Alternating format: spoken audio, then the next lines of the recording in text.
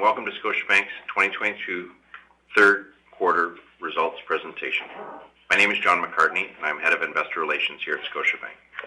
Presenting to you this morning are Brian Porter, Scotiabank's President and Chief Executive Officer, Raj Viswanathan, our Chief Financial Officer, and Phil Thomas, our Chief Risk Officer. Following our comments, we will be glad to take your questions. Also present to take questions are the following Scotiabank executives: Dan Rees from Canadian Banking, Glenn Gallen from Global Wealth Management, Nacho Deschamps from International Banking, and Jake Lawrence from Global Banking and Markets. Before we start, on behalf of those speaking today, I'll refer you to slide 2 of our presentation, which contains Scotiabank's caution regarding forward-looking statements. And with that, I will now turn the call over to Brian. Thank you, John, and good morning, everyone. This morning, Scotiabank announced third quarter earnings of $2.6 billion, or $2.10 per share, representing a 4% year-over-year increase. Strong personal, commercial, and corporate banking activity resulted in another quarter of solid earnings in a period where market-sensitive businesses were challenged globally. The bank's trading revenues within GBM and GBM LATAM were down over $250 million year-over-year and $150 million quarter-over-quarter due to lower client activity. Asset growth of 13% year-over-year and strong credit quality, combined with prudent expense management, positions the bank well for continued earnings growth. The macroeconomic backdrop of our key geographies remains positive as economies begin to stabilize following a unique confluence of circumstances. In Canada, we see the strength of the labor market as an important counterbalance to the impact of inflation and consumer confidence. In the Pacific Alliance countries, growth is moderating somewhat from the rapid post-pandemic GDP recovery experienced over the last year. Central banks in the region have acted quickly and decisively to date to control inflation. Our credit outlook remains favorable, a result of our high-quality, highly secured portfolio. Delinquencies and write-offs have continued to trend positively, which in absolute terms are lower than our pre-pandemic experience. We are closely monitoring customer balance sheets and spending behavior for early signs of stress and the impact of recent inflationary pressure on the daily cost of living. Despite our current experience and confidence in the strength of our portfolio, we have made conservative adjustments to reflect the possibility of future economic outcomes, resulting in higher PCLs in the international retail division this quarter. Average customer deposit balances remain significantly above pre-pandemic levels, with observable additions in term products in response to rate increases. Buoyed by strong employment, overall consumer spending in Canada also showed strength in the quarter, up nearly 20%, with year-over-year increases in discretionary categories, plus the obvious impact of higher gasoline and grocery prices. Lower market valuations and a slowdown in the financing transactions in public equity and fixed income markets have impacted our market-sensitive GBM and wealth business results. Our personal and commercial businesses, however, both domestically and in our international banking division, have delivered strong volume growth in line with our risk appetite. Canadian banking delivered strong earnings growth of 12% year-over-year. Residential mortgage activity held at robust levels through the quarter. Our efforts to grow and sectorally diversify our commercial banking businesses resulted in very strong contribution once again this quarter, and we saw a continued recovery in card and auto balances. Importantly, strategies implemented to improve deposit momentum resulted in our deposit growth, matching our Canadian banking loan growth in the quarter, both up 3% from Q2.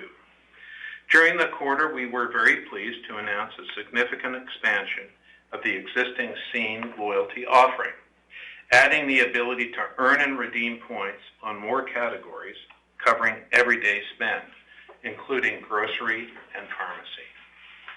The evolution from an entertainment loyalty offering to an expanded lifestyle platform is clear as we welcome the Empire brands, including Sobeys and Safeway, to the Scene Plus partnership.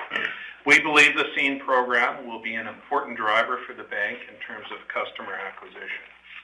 The Atlantic Canada rollout kicked off just last week, added 150,000 new Scene members during the rollout.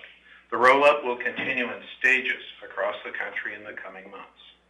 International banking also delivered strong earnings growth, up 30% on the back of solid loan and revenue growth, while managing through higher interest rates and inflation. Our Caribbean business is recovering strongly now and reflecting a more normalized level of contribution.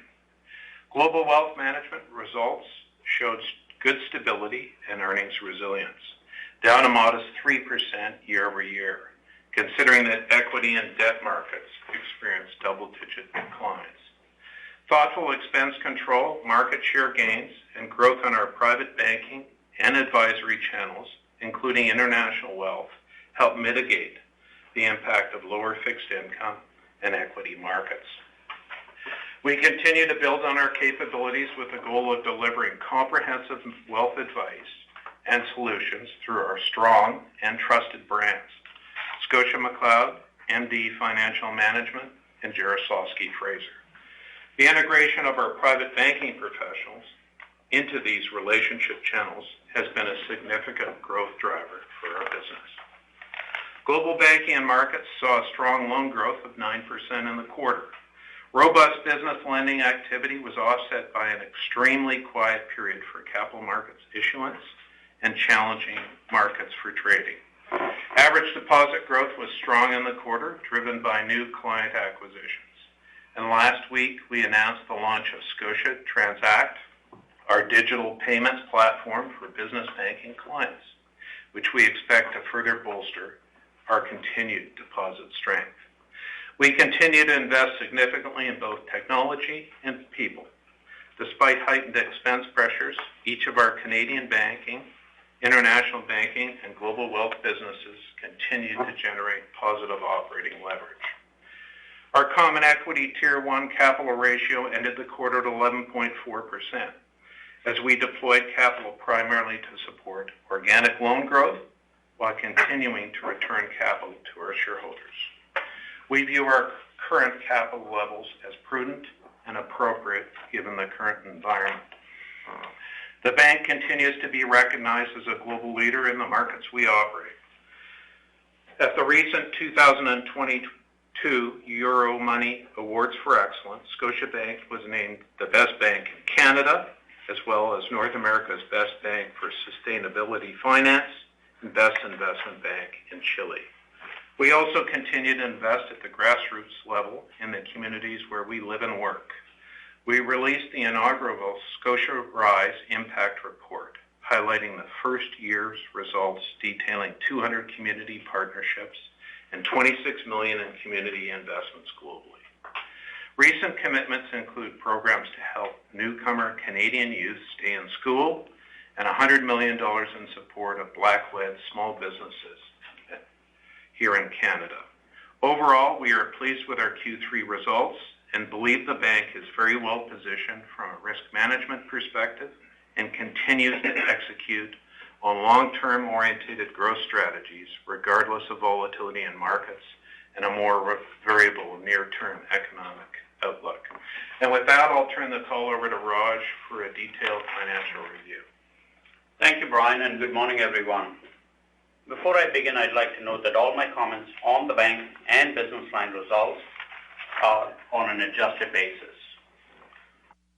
I'll review the performance for the quarter starting on slide 5. The bank reported another strong quarterly earnings of $2.6 billion and diluted earnings per share of $2.10, an increase in EPS of 4% year over year. Return on equity was 15.4% this quarter. While all bank pre-tax pre-provision earnings decreased 1% year over year, the pre-tax pre-provision earnings for the 4 business lines in aggregate increased 3%. Revenues were up 1% year over year as an increase in net interest income of 11% more than offset a decline in non-interest revenue of 12%, primarily relating to trading and advisory revenues being lower. The increase in net interest income was driven by strong loan growth across all business lines. The net interest margin declined a modest 1 basis point quarter over quarter. Interest expense increased during the quarter, driven by a couple of key factors. With central banks increasing rates quite rapidly, we are seeing liabilities repriced largely in line with these rising interest rates. Secondly, customers are choosing to move deposits towards higher paying term deposits. The combination of these two factors, offset by the benefits from interest rate risk management initiatives, has resulted in a modest margin compression during the quarter. We expect the pace of asset repricing to pick up in future quarters. Non-interest income declined $417 million or 12%. Fee and commission income fell 3% in spite of an 8% growth in banking revenues, as wealth management revenues declined 3% and underwriting and advisory fees was down $100 million or 49%. Trading revenues were down $167 million or 35% in both GBM and GBM LATAM, driven by volatile markets and low client activity. The PCL ratio was 22 basis points for the quarter, up 9 basis points from the last quarter. Year over year, adjusted expenses increased modestly by 2%, driven by higher personal costs and share-based compensation, and advertising and technology-related spend to support business growth. The productivity ratio was 53.4% this quarter, while our year-to-date operating leverage was a negative 0.9%. On slide 6, we provide an evolution of our common equity Tier 1 ratio over the quarter, as well as the quarter's change in risk-weighted assets. The bank reported a common equity Tier 1 ratio of 11.4%, down 20 basis points from 11.6% last quarter, primarily from strong earnings that was offset by organic growth and the impact of share repurchases. This represents approximately $4 billion of excess capital over the 10.5% level. Strong internal capital generation of 28 basis points was entirely offset by growth in organic risk-weighted assets. During Q3, the bank repurchased approximately 5 million shares, deploying 9 basis points of capital. The bank has deployed capital in line with our strategy to grow the bank organically, being opportunistic on inorganic opportunities while returning capital to shareholders during 2022. Year to date, the bank has deployed all the internal capital generated of approximately 90 basis points to grow RWA organically that will support future capital generation. In addition, the bank used 62 basis points of excess capital to repurchase approximately 31 million shares year to date. Our priority remains to deploy capital to support organic growth initiatives in each business line while prudently managing capital in the face of a less certain economic outlook. Turning now to the business line results beginning on slide 7. Canadian banking reported earnings of $1.2 billion, up 12% year over year. Pre-tax pre-provision earnings also grew 13% year over year, driven by strong revenue growth of 12%. Net interest income increased 16% following several quarters of volume growth and recent margin expansion. Residential mortgages grew 14%, while business loans grew 23% compared to last year. We would note that the anticipated slowdown in mortgage growth is reflected in the quarter-over-quarter increase, which moderated to 2%. Deposit growth during the quarter was also healthy at 4% year over year. Net interest margin expanded by 7 basis points quarter over quarter to 2.29%, benefiting from higher deposit spreads and the impact of the Bank of Canada rate increases. The portfolio mix remains skewed towards secured retail lending and commercial loans, thus partially offsetting the NIM expansion. Non-interest income was in line with last quarter, but declined modestly by 1%, as the prior year had elevated earnings attributable to private equity and income from associates, though partially offset by higher banking revenues, insurance fees, and foreign exchange fees. Expenses increased 9% year-over-year, driven by higher technology, advertising, and personnel costs to support business growth. The segment generated positive operating leverage for a seventh consecutive quarter and achieved year-to-date operating leverage of 2.4%. The PCL ratio was 9 basis points, an increase of 2 basis points compared to the prior year. Turning now to Global Wealth Management on slide 8.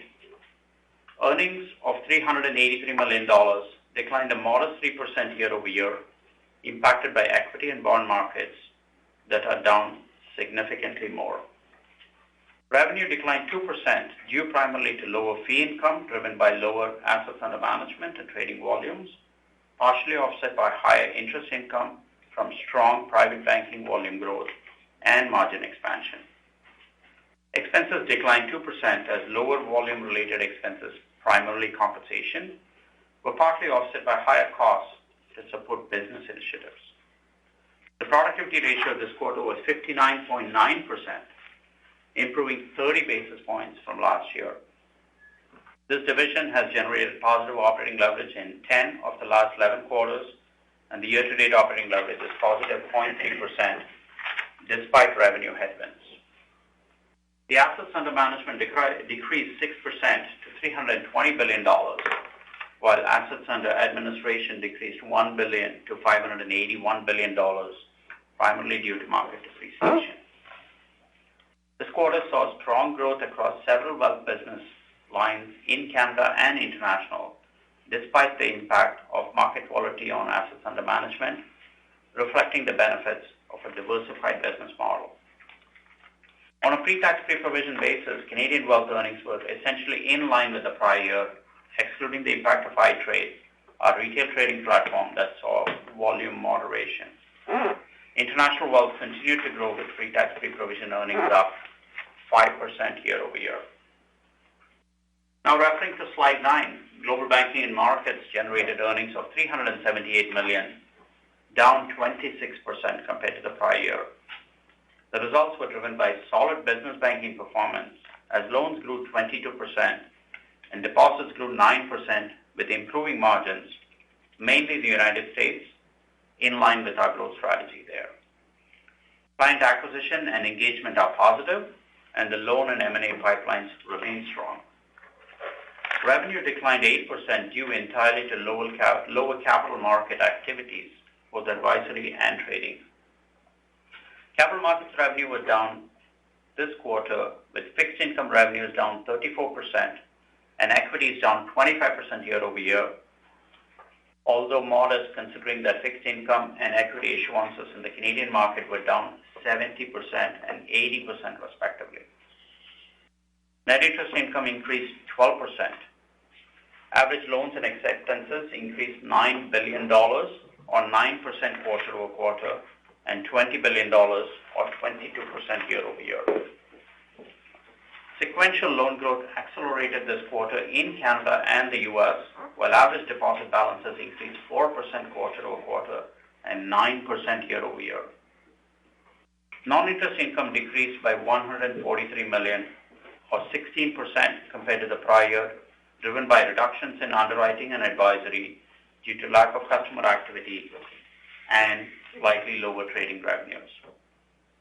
Expenses were flat quarter-over-quarter as the business managed expense growth to respond to lower capital markets revenue. Expenses were up 6% year-over-year, due mainly to technology costs to support business development, partly offset by lower personnel costs. Continued PCL recoveries reflect the high credit quality of the lending book. GBM LATAM, which is reported as part of international banking, reported earnings of $192 million, the second highest quarter, up 5% year-over-year, as business banking earnings more than offset a weaker capital markets performance. This business has continued to deliver good growth despite the challenging market conditions we referenced earlier, driven by our focused banking activities to large corporate clients in the Pacific Alliance. Slide 10 shows the international banking results. My comments that follow are on an adjusted and constant dollar basis. International banking reported another solid quarter with net income of $631 million, up 30% year over year. The segment's net earnings continued to grow in line with the economic recovery and has steadily delivered improving results for 8 consecutive quarters. Pre-tax pre-provision earnings grew 7% year over year, with a strong recovery in the Caribbean and Central America that grew 31%, which more than offset a 4% decline in the Pacific Alliance. Year-over-year loans grew 13%, with commercial loans up 14% and mortgages up 16%, while personal loans and credit cards also grew 7%. Revenue was up 3% year-over-year, driven by higher net interest income, just partially offset by lower non-interest income. Quarter-over-quarter, net interest margin declined a modest 1 basis point to 385 basis points. Recall that net interest margin expanded 17 basis points in the first 2 quarters of 2022 in this segment. The slight net interest margin compression was a result of higher cost of funds, driven by a steep increase in central bank rates, movement of deposits from core to term, and deposits repricing faster than assets. Although non-interest revenue was down $106 million, fee and commission revenue was up 9%. The remaining decline was due to lower trading income, mainly in Peru and Chile, lower insurance revenue, and higher investment gains last year. The provision for credit loss ratio declined year over year by 16 basis points to 84 basis points. Non-interest expenses were flat compared with the prior year, despite high inflation of around 10% in the Pacific Alliance countries and increases related to business growth, which were mostly offset by benefits from accelerated digital progress and efficiency initiatives. This segment has generated positive operating leverage of 2.5% year to date. On slide 11, I'd like to briefly highlight the aggregate performance of the 4 business lines.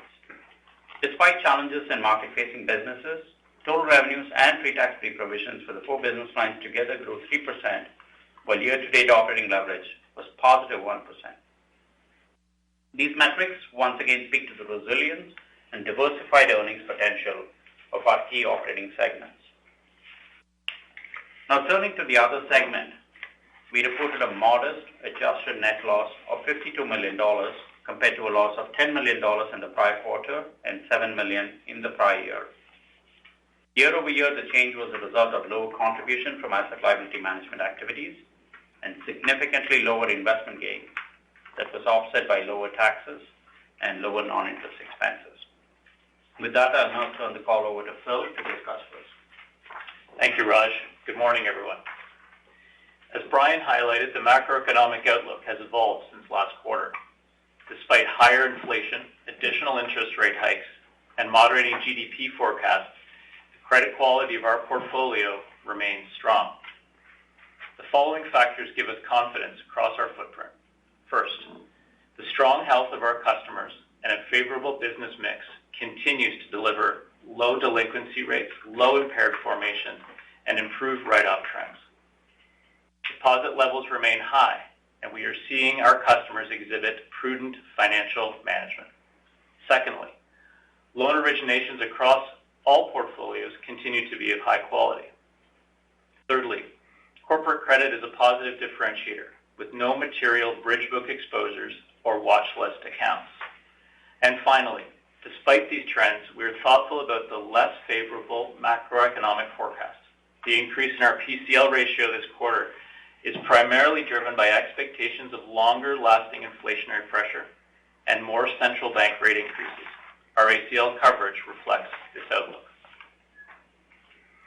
With this backdrop, I will highlight a few points on what we are seeing across our portfolios. In our Canadian portfolio, performance remains favorable compared to pre-pandemic levels. Delinquency of 90-plus days for retail was 15 basis points, or roughly half of the pre-pandemic ratio. Customer deposits, on average, are 14% higher than they were 2.5 years ago. and while consumer spending remains high, repayment trends show improvement. Our Canadian uninsured mortgage portfolio remains strong, with LTVs of 46% and an average FICO score of 800. While we continue to see some preference towards variable rate mortgages, we note that 97% of our variable rate mortgage customers are above prime and have FICO scores of approximately 800. These customers also have solid balance sheets, with approximately 40% higher balances in their deposit accounts compared to fixed-rate customers. Supporting these strong consumer metrics is a tight labor market, where unemployment remains at all-time lows of 4.9%. In our commercial portfolio, our growth is the result of a targeted high credit quality strategy. We are focused on sectors with favorable industry fundamentals, such as commercial real estate, agriculture, and automotive. The bank's commercial real estate portfolio remains solid, made up of residential projects with Tier 1 developers who have strong balance sheets and industrial properties where demand continues to exceed supply.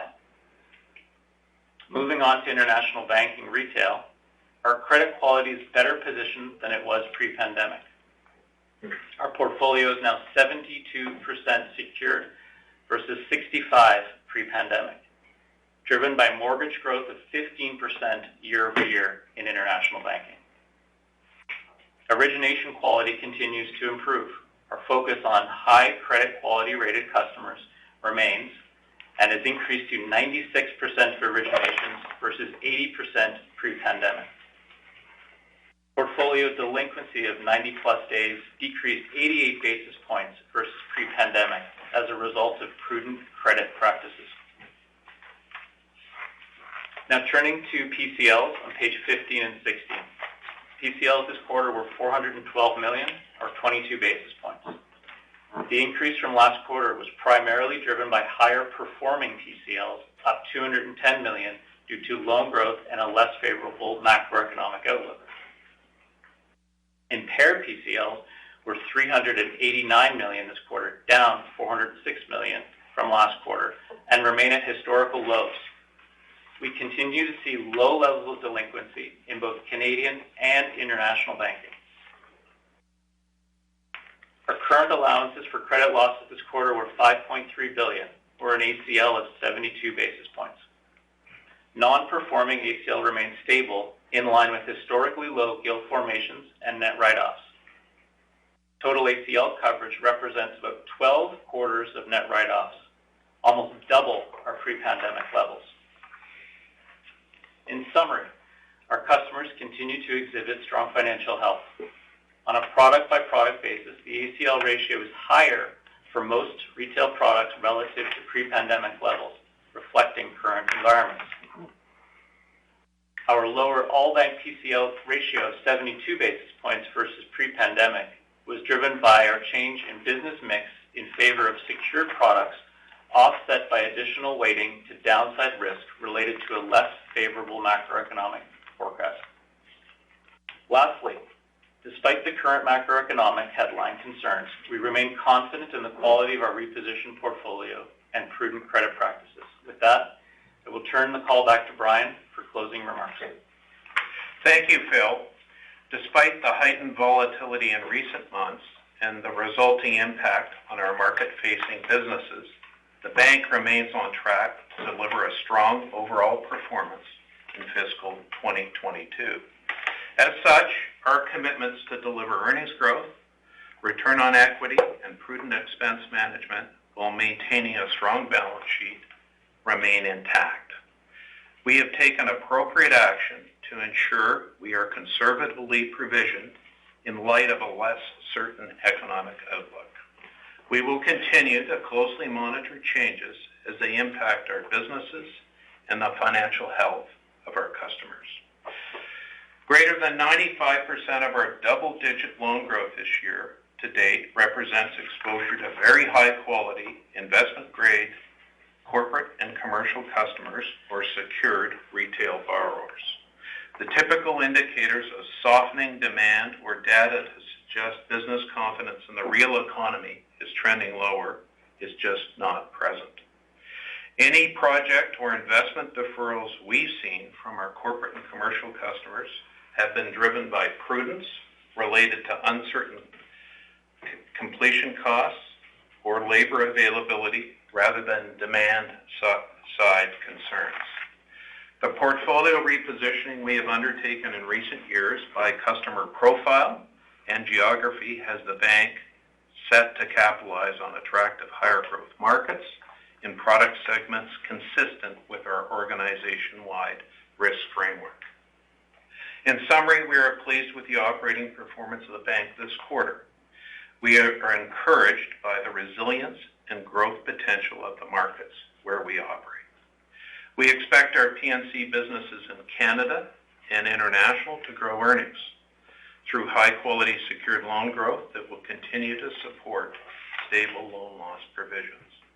We are pleased by the expansion of the Scene Loyalty Program this quarter and the potential that presents in terms of customer acquisition in supporting our growth. We are very pleased with the resilient performance of the wealth management businesses in the face of double-digit contraction in equity and fixed income markets this quarter. We are well positioned to capture the money that is in motion with our diversified product offering. We expect the GBM business to bounce back in Q4. Origination businesses are rebounding and loan, deposit, and M&A pipelines remain strong. We remain highly confident that the diversification of our business model, prudent risk management, and focusing on meeting the needs of our customers, especially through challenging times, will yield strong long-term results for all our key stakeholders.